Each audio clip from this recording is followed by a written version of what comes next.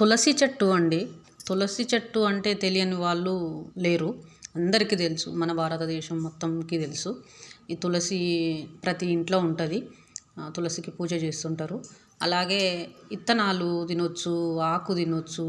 దీని ఇత్తనాలు చాలా మంచిగా ఉంటాయి. ఆకులు కూడా రోజు పొద్దుగాల పొద్దుగాల పరిగడుపున 4 ఆకులు తింటే ఆరోగ్యానికి చాలా మంచిది.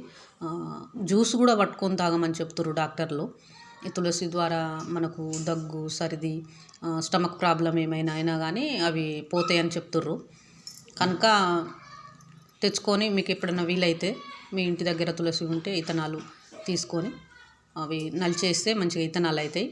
అవి తీసి శుభ్రం చేసుకొని వాటర్లో నైట్ నానబెట్టుకోవాలి.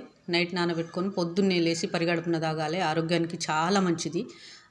మీకు వీలైతే తెచ్చుకొని తాగండి. అలా కొంచెం నిమ్మరసం కలిపి తాగినా పర్వాలేదు. లేదంటే తేనె కలుపుకున్నా మంచిగా ఉంటుంది. ఆరోగ్యానికి చాలా మంచిది.